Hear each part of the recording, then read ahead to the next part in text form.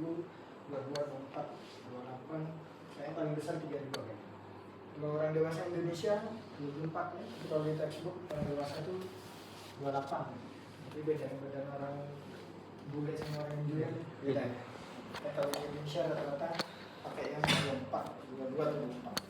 Kalau 20 ini biasanya remaja ya, atau pasiennya berbadan kecil seperti kurang dari 150, biasanya kita pakai nomor 20. Tapi ada yang teknik lain untuk menentukan besar dari torak kateter yang akan dipakai, pakai jari.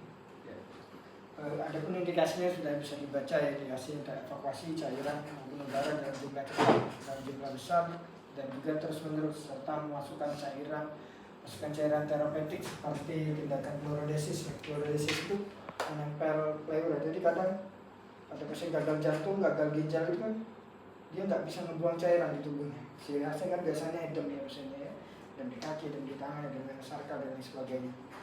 Karena adanya kesulitan pembuangan tersebut, cara itu kadang ngisi di paru-paru. Jadi kadang dokter paru itu ngobatin pasien ginjal, pasien jantung pasiennya, karena memang komplikasinya banyak banget cairan di dalam paru-parunya.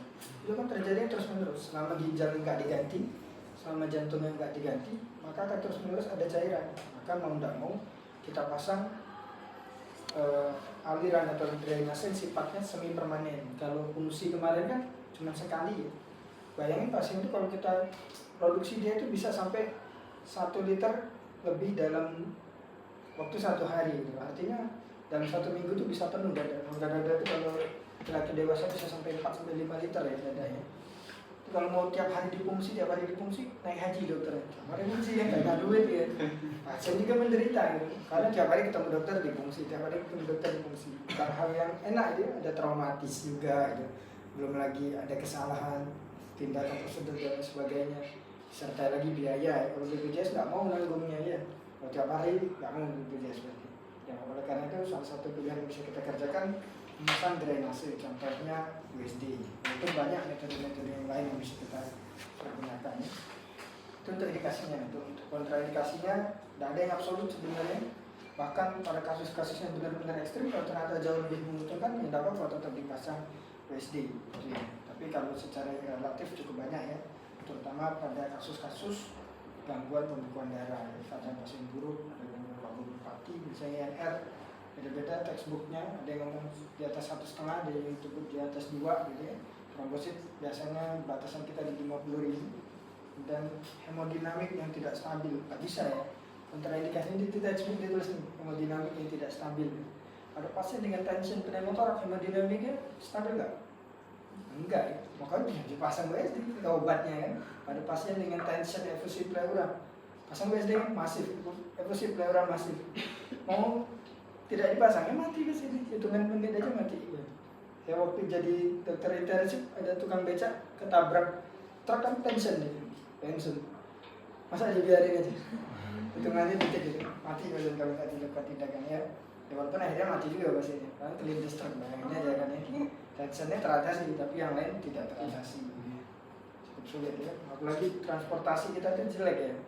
Supir ambulan itu cuma bisa bawa mobil, ya kak?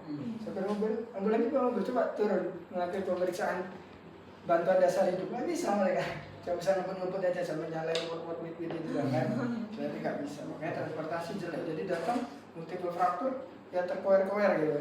Akhirnya pembuluh darahnya kebuka semua, datang ya shock gitu, kalau dan sebagainya, karena memang nggak paham bagaimana transportasi ini.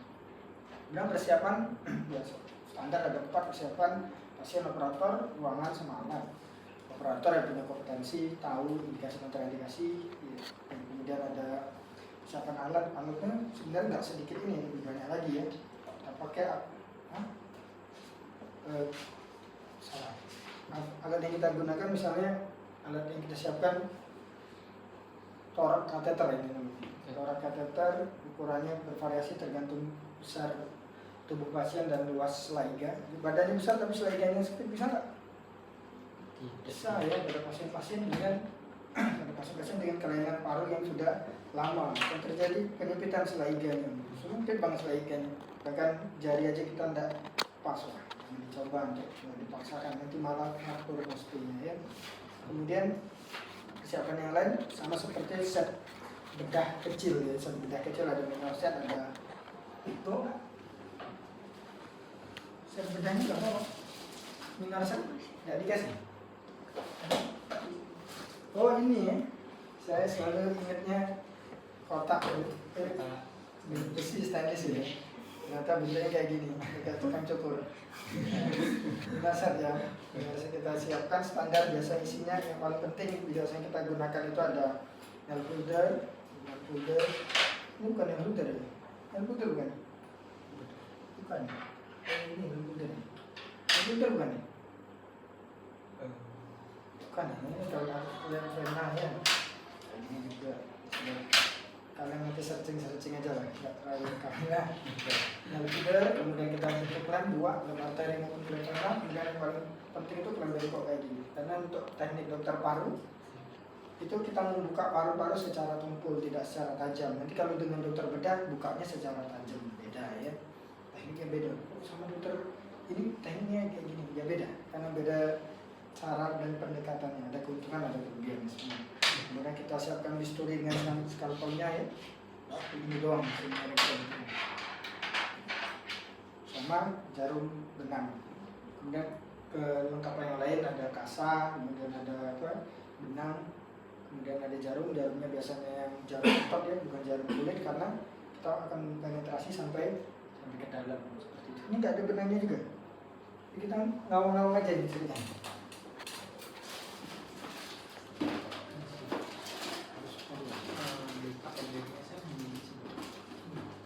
Ini boleh buka ya. Ini udah terbuka. Karena biasanya kita benangnya non absorben ya, nggak terserap ya. Kalau terserap karena waktu pemasangan ini bisa cukup lama, bisa sampai 2 bulan. Kalau terserap udah lengket ya kan, nggak bisa. Jadi yang non absorben biasanya yang absorben kan nggak ya. Kan nggak ya? Kayak sih. Apa nilon? Mirip-mirip. Biasanya membedakannya di mana? Kalau yang absorben sama non absorben. Di brosurnya akan tertulis absorben non absorben gitu. Kemudian kalau yang seal segala macam itu nggak terserap, absorben itu lebih mahal. Kalau cewek-cewek sesar pakai umum pakai absorben, kalau BPJS absorben itu lepas. Jadi posisi juga absorben. Tapi ada juga nggak ada yang dilepas ya. Ada keuntungannya biar bisa kontrol kan. Lumayan dapat pasien lagi dari. Saya Lebih murah juga. Nggak musim lagi. Nggak ada lagi sekarang kan udah kita smart clamp gitu kan ya. Laser udah nggak ada lagi jahit potong apa metode apa yang dijepit ini atau gulutin itu nggak musim lagi. Paling bakti sosial aja dipakainya. Yang lainnya nggak akan kepakai. Praktek nggak akan praktek pakai. Nah sama dokter itu masih konvensional itu masih dijegal kan. Dan sekarang anak main game udah selesai langsung pulang dia sudah nggak ada lagi sudah cepet banget sekarang ya. Lanjut lagi. Kemudian jarumnya biasanya kita pakai yang tergantung dari ukuran pasien ya. Jarum itu kan ya, dulu sudah pernah belajar blok bedah sih ya. Ada 1/4, setengah, ada 3/4 belum ya? Tolong aja siap. Setengah, 1/4, 3/4 gitu. Paling enak kalau badannya besar kita pakai 3/4 biar cakupannya jauh gitu. Kalau dekat pakai yang setengah gitu. Kalau yang sedang-sedang, kalau dekat banget bisa pakai yang 1/4. Kemudian jarumnya biasanya kita pakai yang cutting bukan yang taper. Kita lihat di ujungnya sini nggak kelihatan, mau saya kayak gini tuh tetap nggak kelihatan karena bentuknya ini segitiga. Nanti ada yang bentuknya pipi, lihat kayak gini bentuk ini segitiga. Ini bisa tembus sampai otot, tapi kalau kalian pakai jarum yang rata yang bentuknya tidak segitiga jadi cuma kayak melengkung aja, itu lihat ketika dia diasah ke ototnya. Sering kan kalian latihan hitting atau melihat kakak tingkat hitting, lurus jarumnya lurus, panjait lurus jadi jarum, awalnya melengkung jadi lurus karena pemilihan jarumnya tepat ya. Itu standar untuk digunakan. Setelah itu ada perlengkapan yang lain, ada plaster, kemudian ada hipafik, kemudian kasa, kemudian botol penampungnya tuh banyak metode yang bisa kita gunakan. Kalau versi yang paling murah itu cuma siapkan botol infus, kita isi cairan 200 cc. Ini botol infus cairan 200 cc, kita lubangi di sini, nanti dihubungkan dengan selang NGT tersebut, ujungnya nanti dihubungkan ke ujung sini kayak gini nanti. Bukan, bapak ya harus itu mahal. masak cuma dibuatin aja kan. Tinggi dok. Masak mau oke. Nah, nanti diumpetin di sini ya. Ini kemudian untuk tutup bukanya kita pakai, karena aku penasaran ya kalau ada dua gunting ya, ada dua soalnya, ini satu lagi. Kita pakai ini gunting.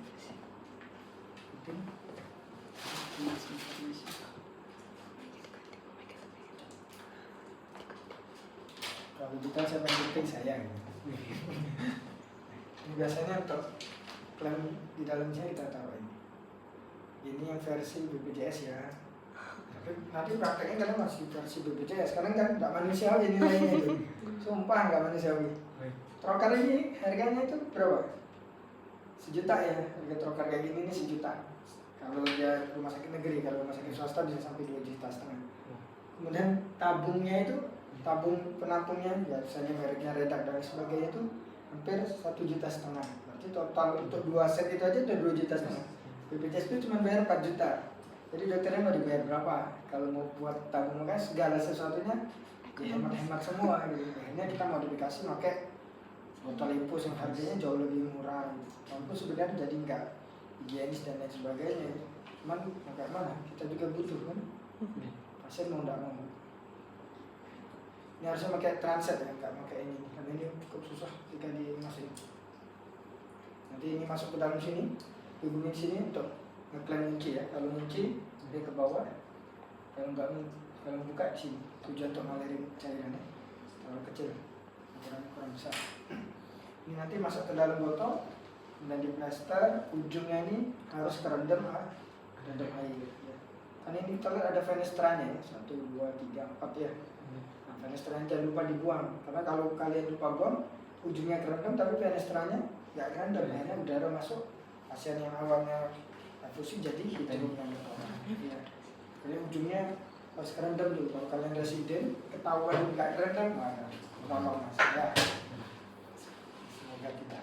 Jadi itu harus kerendam. Ini masuk, nanti konsepnya seperti itu. Masuk posisi di bawah, ini tekanan di paru dengan tekanan di bawah itu selisih 2 mm air reksa ya. Tekanannya segitu, jadi dia harus ada di bawah. Itu apa yang harus disiapkan. Kemudian pasien persiapannya sama kayak fungsi, dia nggak ada kelainan pembekuan darah dan sebagainya. Kemudian untuk langsung ke metode pemasangan ya. Ini pasiennya, kita harus nggak bisa pakai pasien beneran, kasihan banget. Ini pasien yang mau kita pakai ya. Misalnya dia mengalami kelainan di paru-paru sebelah kanan, paru-paru sebelah kanan. Titik pemasangannya itu kalau di textbook konvensional dipasang di triangle safety namanya. Ada ya di buku itu ada nggak? Disebutnya nggak triangle safety? Ada ya, oh ya, siap ada. Triangle safety itu merupakan daerah yang kalau apes pun nggak ketusuk organ-organ yang penting banget gitu. Jadi nggak kena di organ yang vital, sekali tusuk selesai pasiennya gitu ya. Daerah apa saja itu? Daerahnya itu meliputi daerah sebelah lateral tubuh gitu, lateral tubuh baik kanan maupun kiri. Daerah bawahnya ada setinggi SIC 5. Kalau laki-laki normal biasanya hampir setinggi dengan papila mamila, seginilah ya. Ini berarti itu batas paling bawahnya. Kenapa kalau ditusuk agak bawah bisa ketemu hepar gitu ya. Kalau di kiri bisa ketemu spleen, ketemu ginjal. Makanya nggak lebih bawah dari situ. Jadi cuma segini doang. Kemudian batas depannya pectoralis major ya. Kalau laki-laki sering nge-gym itu kelihatan banget pectoralis majornya ya. Ada yang bisa digerak-gerakin itu pectoralis majornya. Itu batas depan ya, jadi jangan tusuk di pectoralis majornya, tapi di belakangnya ya. Jadi ini kemudian belakangnya ada latissimus dorsi yang sayapnya itu ya. Kalau dia benar agak kayak gini, nah itu ada, saya tidak ada. Ini latissimus dorsi. Kemudian di atasnya ada basis aksila, jadi jangan pasang di aksilanya, di basis aksilanya. Jadi itu daerah yang aman untuk dilakukan pemasangannya. Jadi setinggi SIC berapa itu? SIC 2,5 atau 3, 4, 5 biasanya. Cuma sekitar situ dengan linea batasan linea axillaris anterior, media dan posterior. Jadi kalau memang ragu, disitulah titik paling baik untuk melakukan tusukan. istilah titik aman untuk dilakukan pemasangan WSD. Tapi dalam beberapa kasus yang terbaru kita kan sudah tidak lagi melakukan pemeriksaan. Itu kan ya, sudah kita USG aja kan.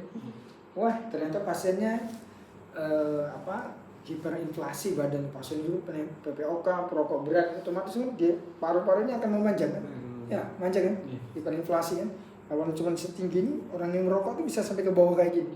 Bawah banget. Bisa aja sampai segini. Boleh nggak pasang WSD di sini jadi? Nah, ya, jadi makanya kadang penting ya sekarang kan canggih, jadi kita yang harus di sini lah, enak di sini. Karena memang pada prinsipnya kan cairan itu pasti di paling bawah, gitu. Yang paling bawah itu yang paling baik sebetulnya gitu kan. Tapi kalau ngikutin textbook ya itu tadi. Jadi kalau ujian ngikutin textbook, pasangnya di triangle safety. Tapi pasti tidak masuk ujian, yakin. Orang kok saya aja nggak bisa masang kadang. Ya residen saya aja kadang belum pintar masang, apalagi dokter muda disuruh pasang ya. Nah, makanya ini nice to know aja nih. Kompetensinya kayaknya masih 3B, belum ke 4.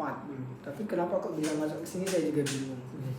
Harusnya 3B itu kan hanya tahu gitu ya, hanya tahu melakukan dalam kondisi yang tidak ada yang lebih kompeten mengerjakannya. Misalnya kalian ditaruh di perbatasan Indonesia Filipina, nggak ada siapa-siapa, cuman kalian yang ada, boleh. Iya loh. Zaman dulu saya sesar pernah melakukan sesar, seksi sesaria, dokter umum di Lampung. Sesar karena bayinya besar, nggak bisa dilahirkan. Sesar, ya amburadul kan sebenarnya. Tapi daripada pasti mati kan lebih baik ada kemungkinan mati gitu kan. Ya, kayak gitu. Ya tetap kita kerjakan appendektomi kayak gitu tuh dikerjakan tuh. Jangan ditanya. Kalau bapaknya ada yang dokter tanya, mungkin mereka pernah mengerjakannya gitu. Kan mereka pernah mengerjakannya. Karena tidak ada yang lain. Berarti di daerah 3T gitu ya dokter? 3T. Kan nggak ada lagi orang yang lebih kompeten. Kayak saya spesialis paru, saya boleh ngobatin tumor leher. Kalau nggak ada dokter bedah, nggak ada dokter THT, boleh saya ngerjainnya. Kalau ada, nggak boleh ngerjainnya. Bisa kena tuntut. Karena pengen soal aja nyari masalah gitu kan ya. Wah, gue bisa sesar ya, tapi sebelahnya praktek objin. Wah, oke, itu titik pemasangannya ya. Titik pemasangannya di sana. Biasanya pasien bisa tiduran, bisa duduk, bisa setengah duduk tergantung dengan posisi pasien yang paling bisa. Paling nyaman biasanya pasien posisi duduk pada kalau efusi pleura. Kenapa? Kita pengen dapat cairan yang terbawah. Jadi lebih nyaman untuk melakukan tusukan. Kenapa? Ketika pasiennya tiduran, cairan itu akan terdistribusi. Bisa digambarkan ya. Jadi kalau kalian pasang ke arah depan, berarti ketemunya paru-paru gitu kan. Ke arah sini dikit ke paru-paru. Maka kita harus masang ke bawah sini. Akibatnya pemasangan cukup sulit, resikonya cukup besar. Sehingga posisi pasien itu harus ideal mungkin. Kalau dia memang efusi, kalau bisa duduk. Kalau nggak bisa, setengah duduk. Kalau nggak bisa lagi tiduran. Kecuali efusinya masif, benar-benar penuh ya. Tusuk di mana aja aman sebenarnya. Kayak gitu ya. Seperti itu. Kemudian pneumotorak. Kalau pneumotorak biasanya bebas. Mau tiduran bisa, duduk bisa. Karena udara akan mengisi ke atas gitu kan, dia pasti kan ngisi ke atas, dia tidur jadi yang isi udara di depan, karena tusukan kita lebih sering ke depan daripada ke belakang, jadi arah tusukan kita ke depan. Seperti itu untuk posisinya. Sudah siap ya, operator sudah siap, sudah paham indikasi kontraindikasi, persiapan alat sudah siap, pasien sudah disiapkan, kemudian ruangan ya, ruangan steril, nggak boleh kotor, suhu antara 27 sampai 35 suhu ruangan gitu ya, kecuali di Surabaya ya 42 ya. Nanti nggak boleh kan yang tindakan di situ. Enggak, suhu ruangan ya tulisannya. Ya, itu baru kita melakukan tindakan prosedur. Pasien diposisikan. Setelah pasien diposisikan, kita lakukan pertama kali adalah sebenarnya memberikan marker. Gimana sih mau dilakukan pemasangan? Oh, saya mau melakukan pemasangan di SIC4 lini axillaris anterior misalnya. Ada 3 titik kan, anterior, medial, sama posterior. Yang mana yang paling prioritas? Yang paling prioritas itu anterior. Kenapa yang anterior prioritas? SIC-nya lebih lebar dibanding yang tempat yang lain. Apalagi yang posterior itu sempit sekali. Lebih enak di anterior. Kemudian setelah itu ke medial, baru ke posterior. Itu kalau urutan WSD. Kalau urutan fungsi kebalik. Kalau fungsi urutannya belakang, depan, tengah. Kalau WSD ini urutannya ya. Tapi yang paling WSD pasti di depan. Kebanyakan dipasang. Kenapa? Kalau dipasang di tengah, pasiennya tidurnya susah. Ada selang kan? Apalagi di belakang, jadi tidurnya tengkurap pasien. pasti dipasangnya di depan. Bahkan kita pasang di depan di sini ya. Sudah sudah kita lakukan marker bisa menggunakan spidol marker pastinya, atau kemarin yang pakai ujung spuit tetap dipelintir di ujungnya untuk mengetahui titik yang akan kita kerjakan. Terkadang dilakukan proof diagnostik untuk memastikan daerah tersebut tepat apa tidak. Tapi urutan pertama biasanya pakai marker. Kita lihat checklist ya. Kalau ujian pakai checklist.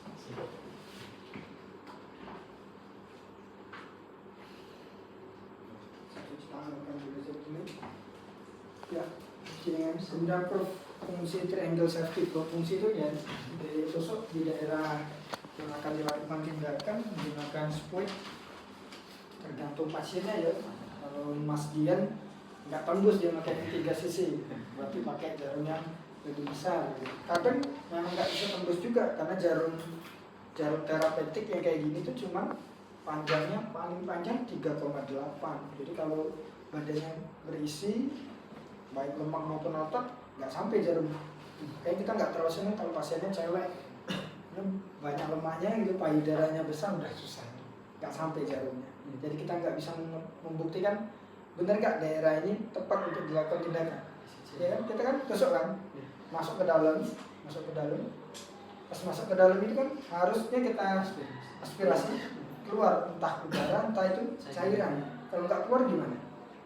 Masih di otot. Pilihannya salah titik ya, atau belum sampai. Nah ya kan, makanya jadi kalau pasiennya datang badannya agak besar, sudah keringat dingin aja.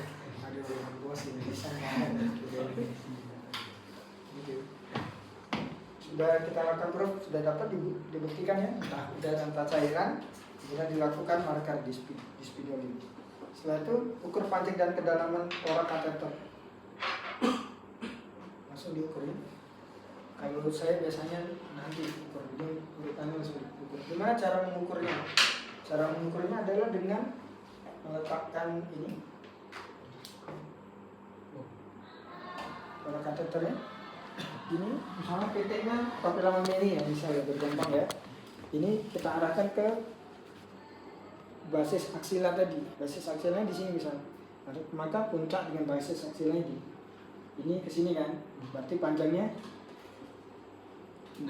Berarti panjangnya 6. Jadi ke basis aksila ini marker kita di basis, ditaruh di puncaknya, ini ditaruh di basis aksila, di mana dia ketemu?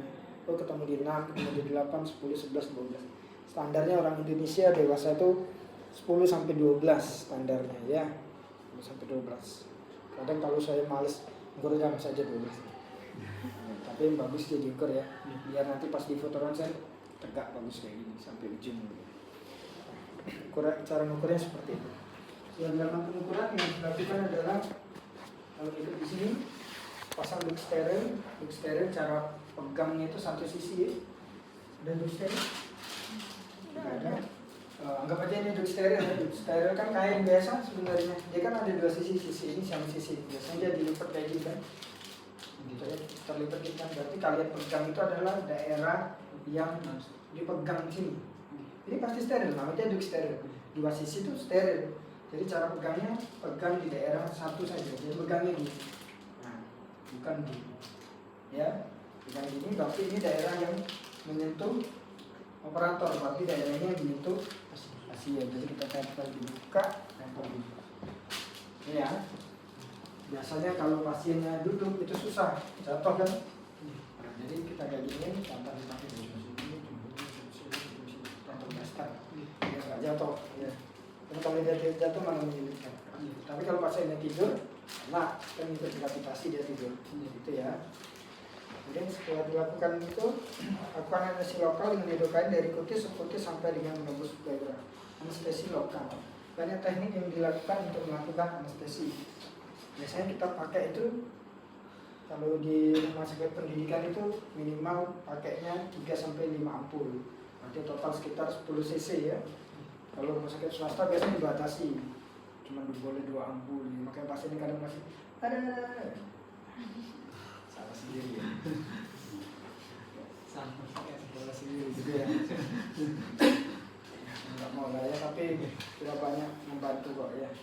Ya kita anestesi itu ada dua tekniknya ya, banyak tekniknya, entah nanti yang mana yang paling kalian sukai. Sana ini titiknya kita masukkan jarum dulu ke daerah titik yang kita marker tadi, masuk jarum kurang lebih 1 atau 2 cm tergantung kedalaman, kita langsung masukkan lidokainnya ya, tergantung jumlahnya. Misalnya ini 3 cc, mungkin kita masukkan 1 cc, itu daerah subkutis atau subkutisnya. Kenapa? Karena di daerah situlah paling banyak saraf pertama. Kemudian masuk lagi ke arah otot. Sebenarnya tidak terlalu penting untuk dilakukan anestesi karena tidak banyak saraf gitu. Jadi boleh dilewatkan sebenarnya, tapi tidak pernah sih. Biasanya tetap dialirin walaupun jumlahnya sedikit. Sampai dengan menembus daerah kayak kita ngerasain ketemu dengan sela iga, baru kita masukkan lagi. Karena kita ketemu dengan pleura parietal. Kemudian di sekitar tulang sela iga di situ juga diperbanyak karena daerah perios. Kemudian sampai menembus seperti menembus kertas, persis ceres rasanya. Nanti kita sudah menembus pleura. Kemudian sudah masuk dilakukan aspirasi, keluar nggak keluar. Kemudian ditarik mundur perlahan sampai daerah kutis lagi, baru kita melakukan silap. Gitu. Ini kan mundur tarik, kemudian sampai subkutis. Awalnya berdiri kayak gini berubah jadi kayak gini. Ke atas sini, putar jarumnya ke sini.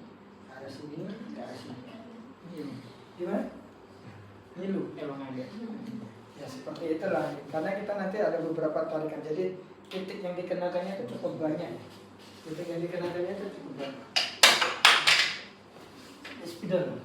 Gak kelihatan teman. Gak ada spidol. Ada buat spidol. Jadi dia ada. Ini misalnya ini titiknya. Ini titiknya. Ada di bawah spidol.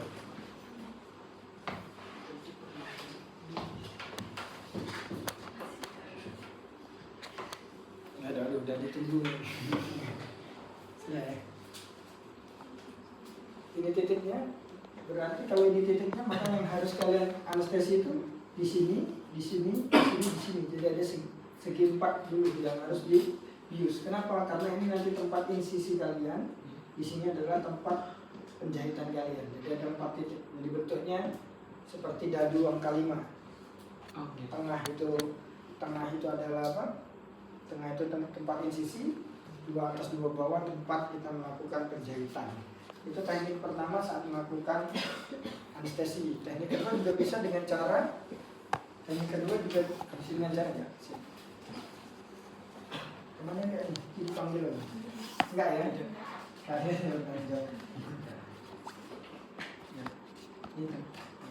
Ini insisi ya. Insisi, di sini tempat penjahitan for hacking ya. Hacking. Di sini insisi. Itu teknik yang pertama. Teknik yang kedua, saat kalian melakukan infiltrasi di sini masuk jarum, itu langsung melakukan infiltrasi ke kanan kiri. Jadi enggak mundur dulu. Jadi langsung masuk ke sini, masuk 1 cm, langsung diarahkan jarumnya ke atas, dikasih 1 cc, mundur lagi, masuk lagi 1 cc, putar, sini 1 cc, mundur, sini 1 cc. Jadi berapa cc sudah? 1, 2, 3, 4, ini tadi 1, 5 cc. Masuk ke dalam 1 cc, 1 cc, 1 cc, 1 cc, sampai 10 cc. Habis. Kalau masih sisa, habisin aja, kebuang itu pasti. Ya, dihabisin aja, baru dilakukan aspirasi. Kalau saya lebih senang yang teknik kedua, karena menurut saya dengan teknik kedua itu kita tidak mencampur lidokain dengan cairan atau udara. Kadang kan yang pertama tadi kan kita terakhir ngasih infiltrasinya ini, ya infiltrasinya ini terakhir kita kasih. Termasuk kita aspirasi dulu. Kalau itu cairan kan kecampur sama lidokainnya. Meskipun itu cairannya bisa saja steril, tapi kalau dia pada kasus NPM dan sebagainya tidak steril. Itu kekurangan teknik pertama. Tapi ada kelebihannya. Kelebihannya apa? Infiltrasi yang begitu mengerikan ini itu tidak terlalu nyeri karena dia sudah dibius dulu daerah sini, ya kan? Itu kan kerjanya 30 detik ya, cepat dia kerjanya 30 detik. Jadi kita sudah masuk ke dalam dulu, pas balik lagi itu dia sudah rasa nyerinya tuh berkurang. Nah, tapi kelemahannya itu. Tapi saya tetap suka yang teknik kedua, yang kayak gitu kan teknik dokter yang masing-masing. Itu kita lakukan anestesi ya, bisa melakukannya. Selanjutnya setelah melakukan anestesi, kemudian insisi kulit 1 sampai 2 cm. Oh iya, saya lupa. Sebenarnya saat kita melakukan titik tadi, misalnya ini tadi titiknya, kan kita pegang ya, dia kan harus ada di sela iga, harus di sela iga. Jangan, oh ini 5 titik, oh ternyata itu di iganya, di kostenya nggak bisa masuk kan, harus di sela iga. Saat kalian megang sela iga, itu ada tekniknya. Megang sela iga itu bisa megang dengan 2 jari seperti ini, atau dengan 1 jari seperti ini. Kalau saya pakai 1 jari, lebih senang 1 jari, nanti nusuk proofnya di samping sini. Cuman kalau kalian orangnya tremor, tusuklah tangan kalian. Nah, ya tergantung orang-orangnya kan ya. Kalau nggak tremor bisa kayak gitu. Tapi yang standar 2 jari, jadi ini sela iganya dipegang kayak gini. Nah ditusuk di tengah-tengahnya itu. Saat menyentuh itu ada tanggung jawabnya kan, ternyata. Ada tanggung jawabnya. Ketika megang ini kita pengen ngelihat juga. Pegang badan masing-masing. Kepegang nggak postenya? Sela iganya? Lebih Ada yang megang, ada yang nggak kepegang tentunya ya. Dari situ kalian bisa ngerasa kira-kira jarum 3 cc ini tembus nggak? Ya, jadi kita sudah mengukur tuh, dengan tangan tuh sudah mengukur. Oh ini sudah kena selaiganya, udah pasti tembus, ini paling kedalaman 2 cm. Gitu. Jadi harus kita lihat, itu yang pertama. Kemudian yang kedua, pas dipegang ini seluas apa selaiganya? Luas nggak? Masuk nggak tangan saya? Bisa masuk nggak di selahnya itu? Kalau dia bisa masuk, kalau tangan saya ini saya ukur sendiri ini 22. Kalau tangan saya bisa masuk di antara celahnya, tenggelam maksudnya, nggak lewat banget ya. Itu berarti buket nomor trocar nomor 22 udah bisa lewat. Tapi kalau dia nggak masuk, berarti saya harus belinya yang lebih kecil. Jadi tujuannya tidak cuma sekedar megang doang, tapi ada tanggung jawab juga. Oh di sini titiknya.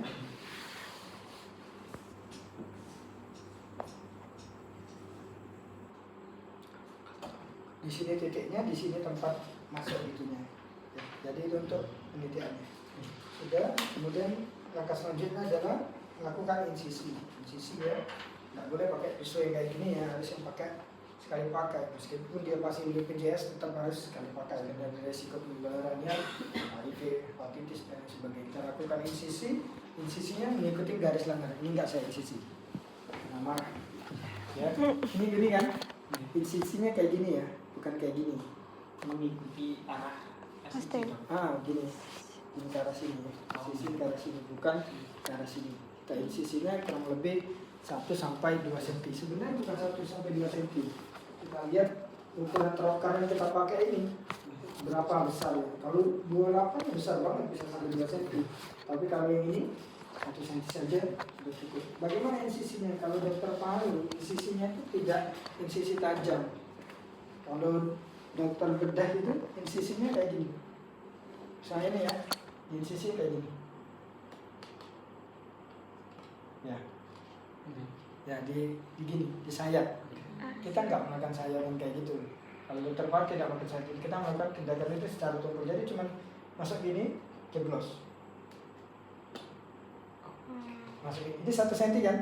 Jadi kalau mau 2 cm-nya tinggal ditarik dikit, putar pisaunya. Jelasin lagi. Jadi masuk ini terus masuk, mundur, putar, terus masuk. jadinya seperti plus gitu dong. Enggak, ini enggak, ini kan gini ya, sorry. Ini kan masuk ya, terus gini kan, dengan 1 cm. Saya mundurin, putar ke sini, ke sebelah kanan, ke sebelah kirinya. Terus jadi dia lebih lebar, gitu. Dan kita cuma insisi sampai daerah subkutis, jadi nggak dalam blus ke dalam tuh enggak, jadi kecil banget ujungnya itu masuk. Karena kita cuma melukai daerah subkutis, tidak lebih dari situ, nggak boleh lebih dari situ. Kalau lebih dari situ kena otot dan lain sebagainya nggak boleh. Jadi cuma kecil. Tapi kalau dengan dokter bedah nanti teman-teman lihat insisi mereka besar banget bahkan bisa sampai 4 cm. Misalnya di insisi kutis, subkutis, otot, ya fasia, kemudian apa? Pleura parietal, di insisi banget, kemudian jarinya masuk jarinya, jadi di cowel di dalam rongga torak itu oleh dokter bedah, baru masuk trocar. Kalau dokter paru tidak melakukan itu, karena bukan kompetensinya untuk melakukan insisi sampai dalam, karena ada potensi kepotong vena arteri yang menyebabkan perdarahan yang banyak. Itu kan bukan kompetensi dokter paru untuk menghentikan perdarahan. Tapi kalau dokter bedah boleh melakukan itu. Jadi harus tahu posisinya. Jadi baru terparu cuma insisi kecil banget, seret. Sudah 1-2 cm baru kemudian masuk bengkok. Nah, ini yang nanti ngebukanya. Saat dia di insisi, sudah di insisi ya 2 cm ya. Ini masuk kayak gini, posisi tangan kayak gini biasanya. Masuk, cek di siang ini. Seret, seret, seret, seret sambil ditekan, sambil dibuka, tekan, buka, tekan, buka. Jadi yang terjadi itu bukan insisi tapi robekan. Jadi ngerobek cerak, cerak, cerak, cerak, cerak, keringetan sih. Kalau tak biasa. Apalagi badannya besar udah kayak laparotomi kita ngerjainnya. Seret, seret, seret, seret, seret. Yang masuk sampai nembus belakang, terus nanti terasa keras banget. Keluar biasanya udaranya atau keluar cairannya. Berarti menembus pleuranya Pakai ini. Pakai ini menembus pleuranya. Jadi tidak pakai pisau. Ya, kalau dokter bedah pakai pisau di sisi. Jadi bedanya di situ. Saat sudah tembus, dicabut, baru kemudian dimasukkan alatnya. Gimana cara memasukkannya? Ini kan tajam nih. Kalau kena paru, parunya nampak kolaps gitu kan. Saat dia masuk, sebenarnya ada fungsi nih saat teman-teman megang tadi kan. Oh, nggak sampai di tangan saya, kedalamannya bisa sampai 5 cm atau 6 cm. Di sini tuh ada angka kan, ada angka nih 24, 68. Jadi saat dia masuk, ternyata orangnya kurus kayak saya kan, nggak dalam-dalam banget. Biasanya nggak perlu masuk semua, separuh aja udah masuk. Ini misalnya kostinya tadi masuk, ini ya, kan orangnya kurus tadi. Ini anggap aja udah kosti. Berarti kan ini udah mungkin ketemu paru kan. Ini ditarik. Nah, jadi ujungnya tumpul, tapi dia masih keras. Nah, didorong lagi, tarik lagi, dorong lagi, tarik lagi, dorong lagi, tarik lagi, sampai di batas yang diinginkan. Tadi 12 masuk. Gitu ya. Tapi kalau standar di buku itu biasanya mintanya masuk 2. Kalau di textbook itu masuk dulu sampai angka 2, seret masuk angka 2, baru dicabut besinya. Baru cabut besinya. Tapi kalau ternyata ada kasus tumor gitu ya, jadi cairannya nggak terlalu banyak tapi tumornya besar, bisa nyenggol tumor. Kalau nyenggol tumor berdarah kan. Perdarahan tumor itu bukan pembuluh darah sejati tapi angiogenesis ya. Angiogenesis itu sudah perdarahannya sudah kan darah bleeding kemana-mana pasiennya selesai. Kayak gitu pengalaman juga. Ya, jadi cara masukkan kalau di sini seperti masukkan chest tube pelan dengan ukuran sambil menarik trokar. Masukkan sedikit, ditarik, masukkan sedikit, tarik, masuk sedikit, tarik. Sudah, kemudian dilepas. Ya, kalau di sini tidak disebut kasih teknik yang benar. Masukkan chest tube kateter pelan sesuai ukuran sambil menarik trokar. Klem chest tube sampai chest tube disambungkan dengan sistem drenase. Gimana cara ngeklemnya? Masuk, sudah ini di ujung ya. Ini kan kalau dicabut dia cairan keluar semua cairannya. Maka yang harus kita lakukan biasanya saat dia di ujung kayak gini, kita bengkokkan gini, ya. Minta tolong asisten ngeklem di sini. Biasanya biar nggak pecah saya kasih kasa dulu, saya lapisin kasa baru diklem. Ya di ujung mau pakai kayak gini ya boleh, mau pakai yang ujung sini ya boleh. Klem biar cairannya nggak keluar.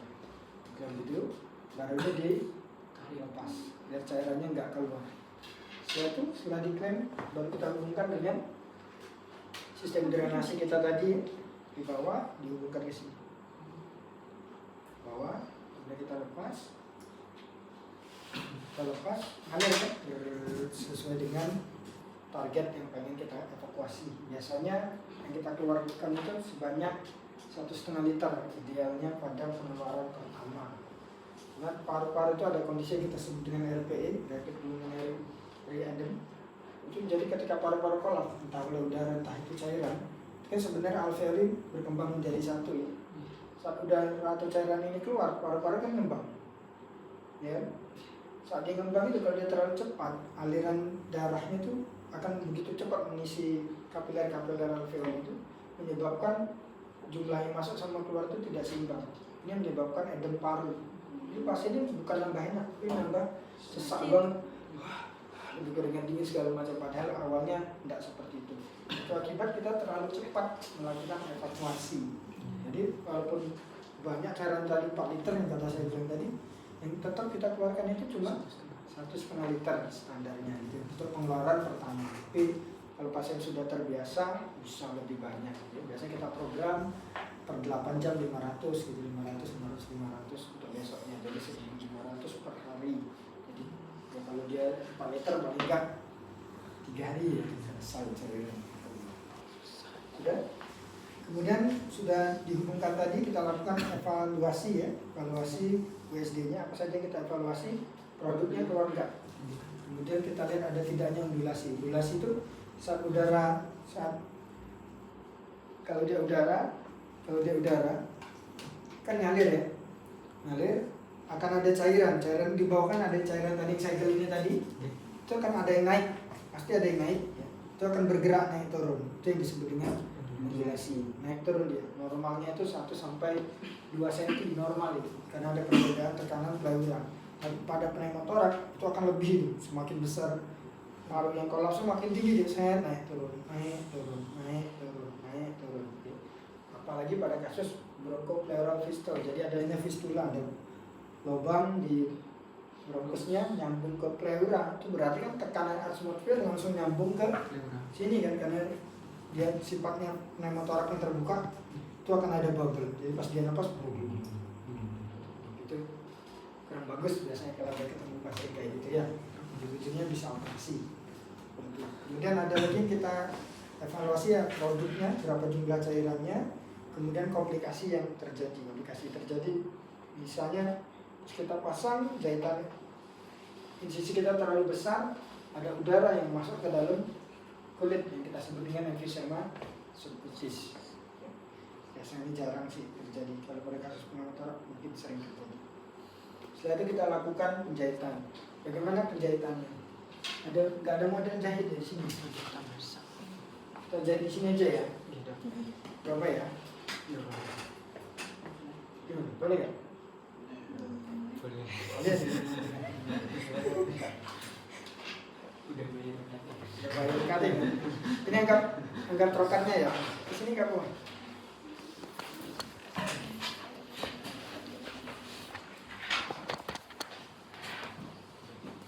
Harusnya tadi kan trokar masuknya gini ya. Masuk. Kita lakukan penjahitan. Ini tanggap nail holdernya ya. Tanggap nail holdernya. Sudah bedah belum? Belum. Ini semester 7. Saya pasang ini dijepit misalnya ini jarum. Ini kan jarum setengah ya. Kalau jarum setengah lingkaran ya. Setengah lingkaran berarti kita taruhnya di 3/4-nya sini. Bukan kita taruh di tengahnya. Ini mengganggu sekali.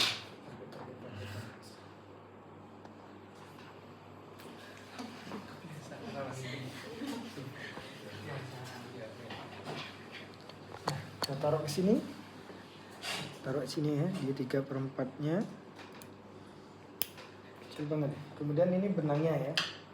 Ini benangnya gini. Ini kalau saya putar di sini. Tangan masuk ke sini, setelah ini baru dipasangkan ke dalam benangnya sini, kayak gini. Ini contohnya ya, masuk ke dalam sini. Ulangi. Enggak seperti itu. Kita pasang ini pakai nail holder ya, nggak boleh pakai tangan ya, karena nggak ada nail holdernya, maksudnya saya pakai tangan. Kalau yang belum terlatih jangan deh, nanti ketusuk langsung KTD, kejadian tidak diinginkan. Ya lapor kalian, sudah pegang ya. Berarti kita pasang di 3/4-nya ya. Kemudian tempat benangnya, ini ujung jarumnya kita pegang gini, diputar begini dulu. Ada juga yang langsung kayak gini ya, monggo.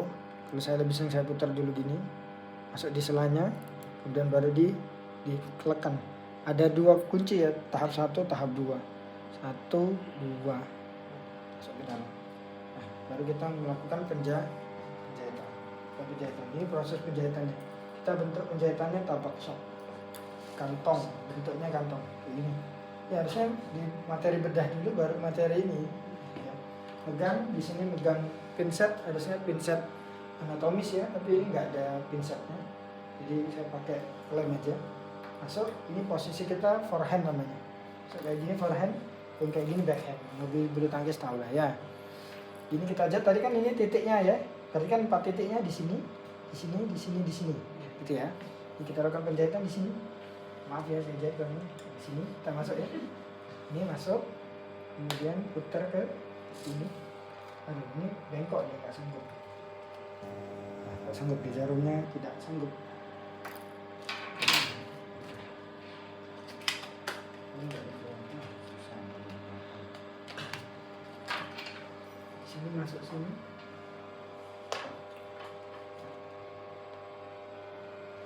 Keluarnya lewat sini. Kemudian pinset nanti jepit ya sini ya. Untuk nariknya ya. Bengkok jarummu langsung lurus. Jarumnya terlalu halus.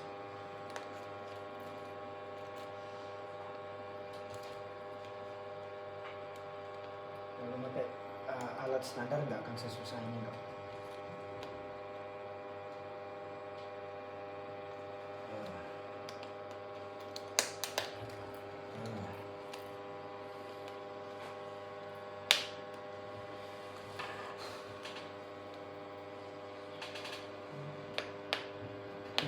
Jerit pasien gitu kan. Tapi kalau ini standar nggak gitu kan. Aduh dong. Makanya pagar umum tuh. Nah, aduh harusnya keluar dari sini ya. Keluar sini dia lepas. Tersangka ini. Langsung masuk tribun besok ya. Nah, kita ganti jarumnya. Saya jadi di sini aja ya. Apa di kertas aja di mana sih? Yang lunak itu. Nah ini nih. Nah ini jadi. Saya keluarkan dulu. Harusnya ada manekin jahit ya. Saya nggak mungkin di situ dulu makanya. Nah di sini ya. Saya jahitnya di sini. Terus dulu ke sini. Oke Bu ya. Nanti ya masuk sini. Masuk. Bukan jahitan. Yang mungkin sih.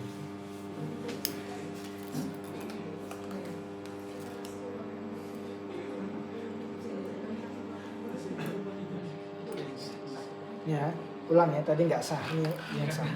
Ya, ini masuk di sini titik pertama masuk di titik 1. Tuh tembus di titik ke 2. Nah, kan enak kan? Begini. Kulitnya setipis tisu. Nah, ini nanti kenyataannya tergantung pasien ya. Ini tarik sini, robek lagi. Nah ini ya, ke sini, kemudian pindah ke sini, 1, 2, kemudian masuk ke 3. Biasanya kalau saya backhand masuk gini, belum melengkung lagi nih. Cuman ngadepin kertas aja dia melengkung. Masuk sini, keluarnya lewat nomor 4. Lepas. Nah, selesai. Baru kemudian kita ikat ya. Kalau terlalu sering digunting, ini pakai ini aja ya nanti kalian ya. Agak panjang. Gimana proses penjahitannya? Saya gunting ya. Maaf ya. Nah, kita jahit ya, tidak sama panjang, biasanya kita samain panjang. Sama nih panjangnya. Dan kita lakukan simpul hidup 2 kali. 1, kita lingkarin sini. 1, 2. 2 kali.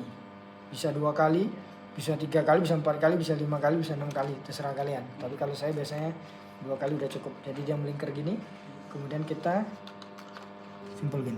Nah, ini kalau beneran manusia bisa dikencengin kayak gitu bisa. Biar bener-bener jepit kan dia kayak gini kan. Jahitannya jadi kalau kita kencengin gini. Nah, kita kayak gini. Jadi dia kenceng kayak gini. Itu hasil dari simpulnya kayak gitu. Tapi kalau ini aku yakin robek ini. Ya, set gini udah kenceng. Kemudian saya 2 kali, kemudian ini masuk ke bawah sini. Masuk ke bawah. Masuk ke bawah semua dua-duanya disilang. Naik ke atas. Naik ke atas simpul hidup lagi. 1 kali aja, simpul hidup 1 kali. Set. tutup. Nah, begini. Kemudian diulangi lagi langkah tadi, silang ke bawah. Nah, silang ke bawah, simpul hidup di atas. Ditutup. Set. Nah. Kemudian kita lakukan pembuatan penggantung. Jadi buat jarak nih, kalau ketarik nggak langsung kena jahitan intinya. Dulu tuh terpisah dibuat penggantung di samping, tapi sekarang sudah jarang ya dijadiin satu. Ini dibuat kayak gini, jadi nggak nyilang ke bawah. Kalau tadi kan nyilang ke bawah ya, ini nyilangnya di atas. Yang di atas dikasih space aja jaraknya. Nah, kasih jarak kayak gini. Dia nggak itu ya, nggak sampai terkunci. Baru kemudian diulang lagi prosedur tadi, di bawah disilangkan, kemudian di atas simpul hidup. Diulangi lagi, di bawah disilangkan, di atas simpul hidup. Diteruskan sampai benangnya habis. Minimal biasanya kita sampai 4 kali atau 5 kali untuk prosedur pengulangan ini. Tujuannya nanti kalau seandainya ada reposisi, ada perbaikan selang, benangnya cukup. Karena kan nggak mungkin kita buat kelewer-kelewer kan. Nah, kayak gini. Udah selesai nih, anggap misalnya udah selesai, udah benangnya mulai habis, baru kita lakukan simpul kupu-kupu. Simpul kupu-kupu dua kali ya. Ini bagian yang ini dulu pertama. Kita putar. Kemudian tarik yang ini, kayak kalian jahit acting biasa. Nah, satu. Kemudian bagian ini juga. Set, ambil lagi. Satu. Itu tekniknya. Sudah selesai. Ya, ribet banget mau ngajarin ini. Sudah selesai. Sisa benang digunting. Baru ditutup dengan kasa. Biasanya cara nutup kasanya banyak. Ini tadi gunting ya.